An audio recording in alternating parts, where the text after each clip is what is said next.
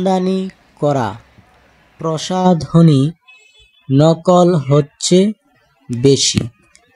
অন্যদিকে নাম সর্বস্ব আমদানি করা কোম্পানির প্রসাধনীর গুণগত মান নেই বললেই চলে।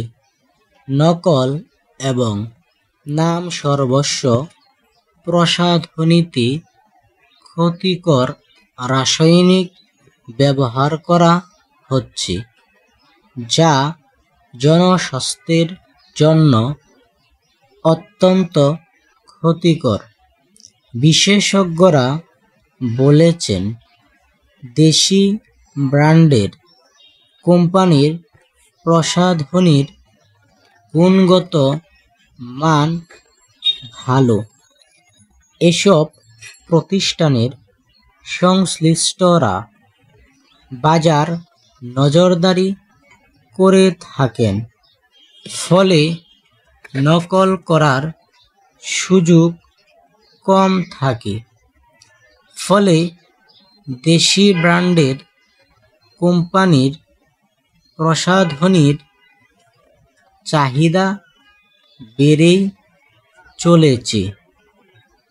সংশ্লিষ্টরা বলেছেন, দেশি ব্র্যান্ডের কোম্পানির তৈরি করা প্রসাধনীর বাণিজ্যেও ব্যাপক সম্ভাবনা আছে।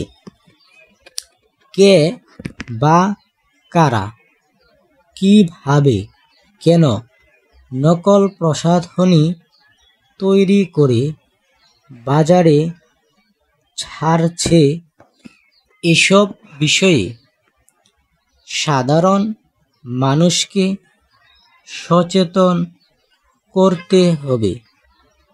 প্রসাধনীর বাজার নিয়ে বাংলাদেশ ট্রেড ট্যারিফ কমিশনের একটি গবেষণা থেকে জানা যায়, দেশে কসমেটিক্স খাতের প্রায় 34,000 কোটি টাকার বাজার রয়েছে।